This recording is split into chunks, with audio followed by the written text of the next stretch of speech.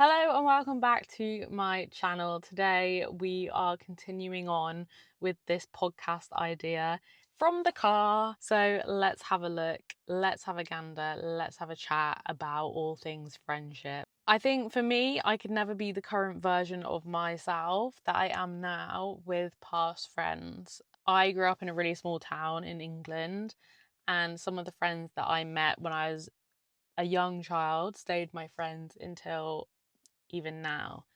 But for me, that wasn't really compatible because I've changed so much. Unlike most people, probably, I've lived a million different lives. It's wild how we all expect those people to serve us throughout our lives. And some people are really lucky and had friends when they were super young. Those versions of themselves are able to adapt and grow with you. That's great. But for me, that's not necessarily the case. Overall, because of the different life experiences I've had and the choices that I've made, like when I was into drugs and when I was into partying and drinking, my friendship group kind of adapted. I was looking for that in my friendships, whereas now I probably drink once or twice a year. I'm more of a homebody and I really like wholesome stuff, which is more like who I was before I ever became a teenager.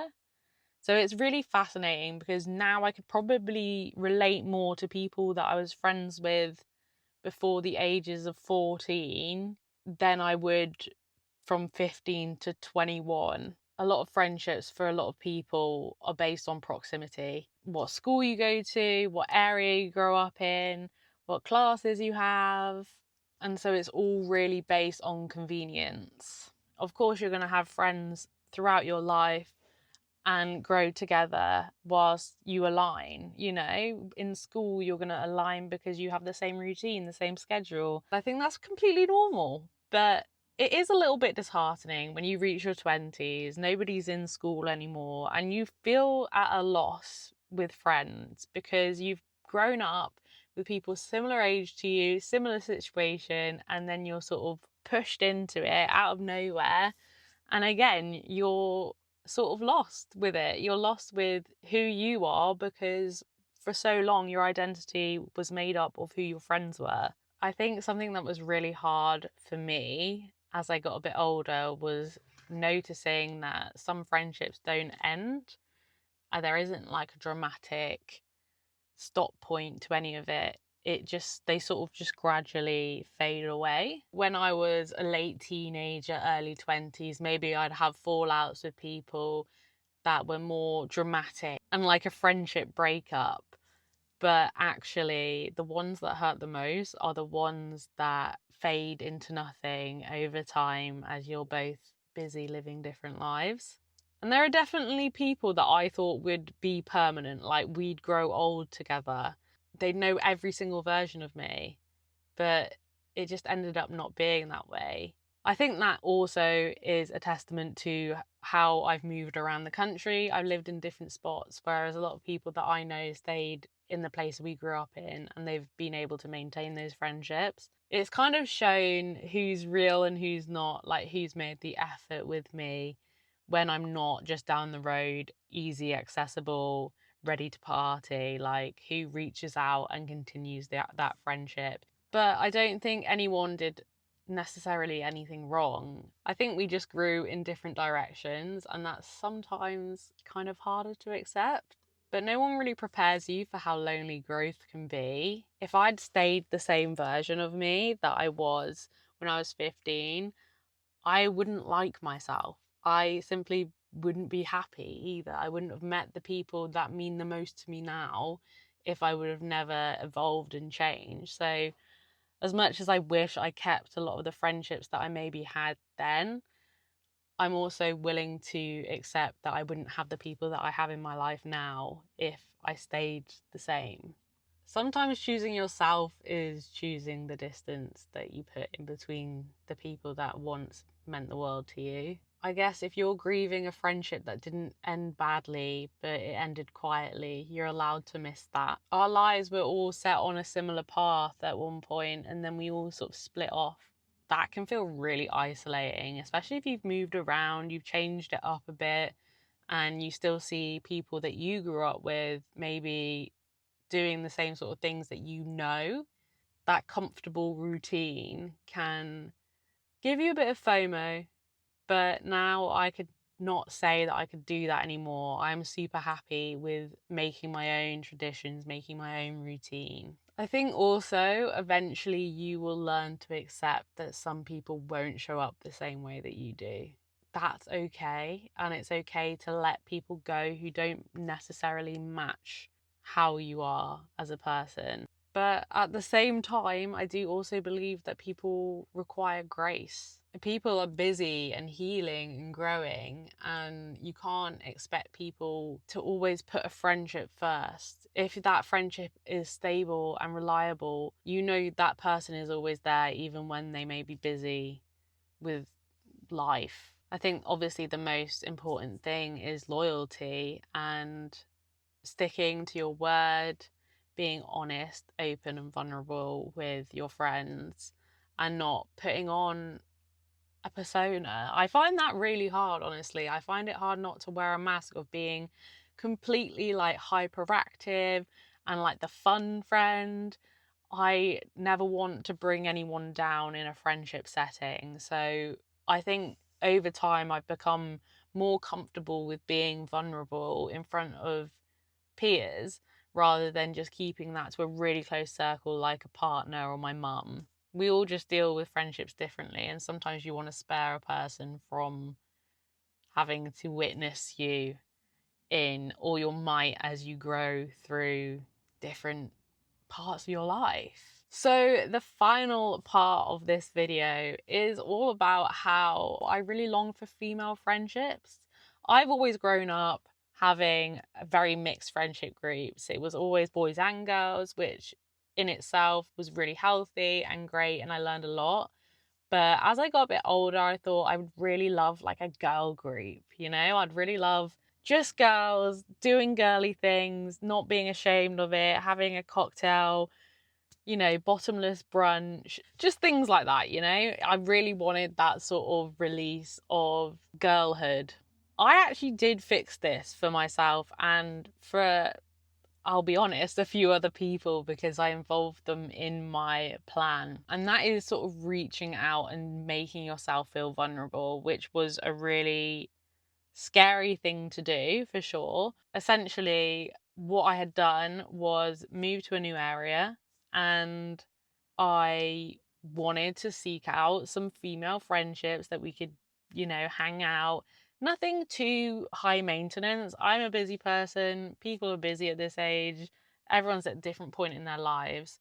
So I just wanted someone or some people that I could go have a drink with, go do something fun, have a girl chat, and have a good time. So now I will insert a little video of me earlier on in 2025 when I was about to go and meet a new group of friends that I had inquired about on a forum. I don't know what this video is going to be other than a diary entry, but it's a diary entry almost to show you that you can make friends, new friends in your 20s. I'm at 26 and I've just moved areas.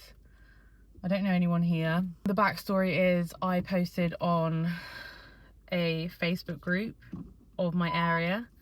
I just hope to see some results. You're gonna fall over. Essentially, I found loads of other 26-year-old girls who were sharing my problem. Some had moved areas, some had lived here, and friends had moved away, whatever reason. So right now I'm on my way to meet a group of girls I've never met before, and see if we get along. So I shall keep you updated with how it goes.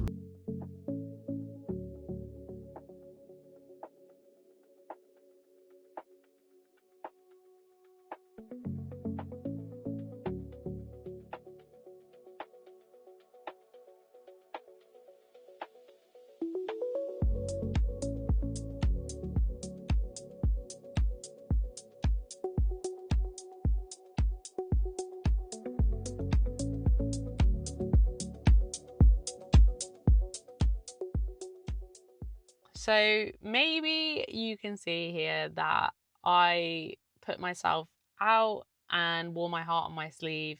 What I did was I just posted into a local group my age, my interests, things I like, and just essentially being really honest about wanting a group of girlfriends in my late 20s.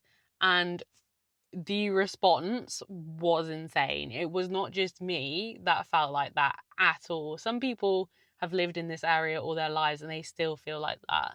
And there really is no rule book to how you should have friends or how that reflects on you as a person. So I ended up making a huge group chat, all trying to sort of come together and make something happen. And out of that, 3 people pulled through on an actual plan. So I think there was like 30 or 40 girls in this group chat. 3 of them actually bit the bullet and met up, and it was so vulnerable. Like when we first met, it was so weird, and we essentially we went for cocktails and sat on a roof and just chatted about life. We didn't know anything about each other, but it was honestly my favorite night I've had in years. The guy from the bar recognized me from my post and said, "Oh, did you post about this friendship thing?" And I was like, "Yeah, I did." And he gave us free shots because he was like, "That's really brave. That's really cool." And so we ended up getting pretty drunk, to be honest, and we all just vibed. This was kind of the most non-judgmental way to be yourself at this age, to be this new version of you and see if people were interested. We are all still friends. We speak often. We have our own group chat and we play Fortnite. And it's just wholesome. It's just nice to have someone going through the rifts of life at the same time as you and being sort of clueless to it all, but leaning on each other for that female friendship that I kind of once longed for. And I'm sure the reason that we all came together was because they longed for it too. So this is just your sign if you are kind of lacking that female friendship group or person, to put yourself out there.